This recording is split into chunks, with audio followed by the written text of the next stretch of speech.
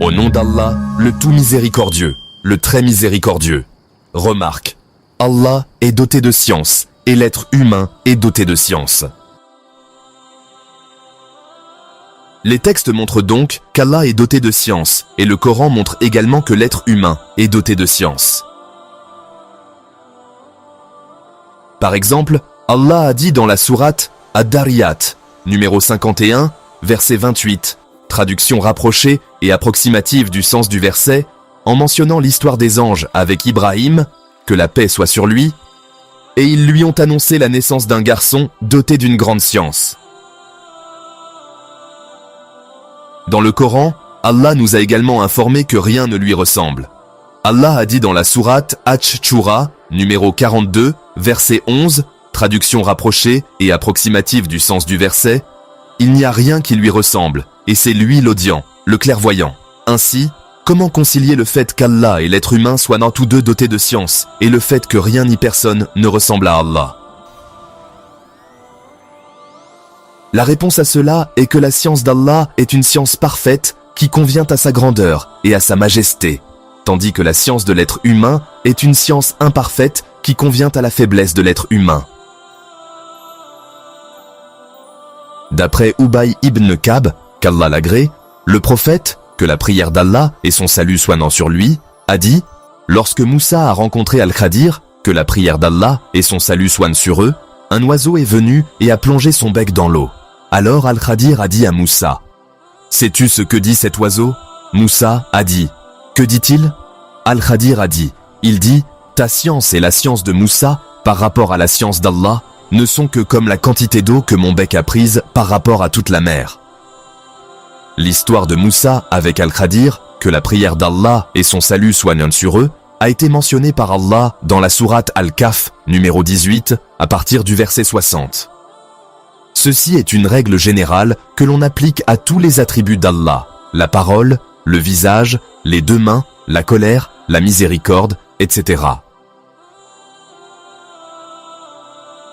Le fait d'affirmer les attributs d'Allah ne signifie en aucune manière lui donner une ressemblance avec ses créatures, car les attributs d'Allah sont des attributs de perfection qui conviennent à sa grandeur et à sa majesté, tandis que les attributs de ses créatures sont imparfaits et conviennent à leur pauvreté et à leur faiblesse.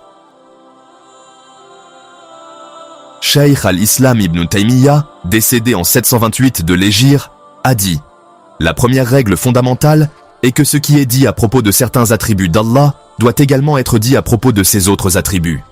Certaines personnes refusent d'attribuer à Allah les attributs qu'il s'est lui-même attribués dans le Coran ou que le prophète, que la paix et les bénédictions soient sur lui, lui a attribué dans la Sunna, telles que sa parole, son visage, ses deux mains, sa colère, sa miséricorde, et ainsi de suite.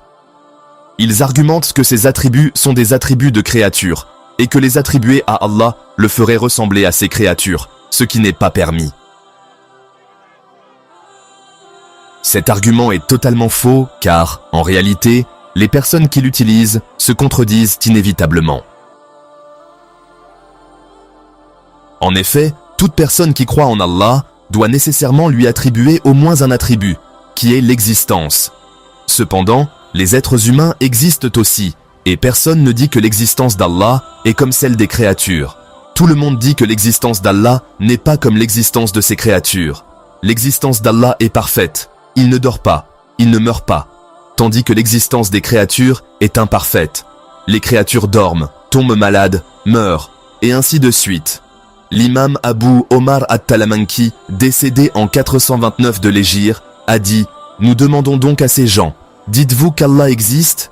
S'ils disent « Oui », alors nous leur disons « Selon ce que vous prétendez, Allah ressemblerait alors aux choses existantes. » S'ils disent « Il existe », mais cela n'implique pas qu'il y ait une ressemblance entre lui et les choses existantes, alors nous disons que de la même manière, Allah est vivant, connaissant, puissant, possède une volonté, l'ouïe, la vue et la parole. Et cela n'implique pas qu'il ressemble à ceux qui possèdent également ces attributs.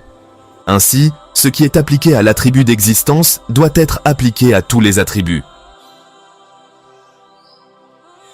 De la même manière que l'existence d'Allah n'est pas comme l'existence des créatures, sa science n'est pas comme la science des créatures, Sa colère n'est pas comme la colère des créatures, son visage n'est pas comme le visage des créatures, et ainsi de suite.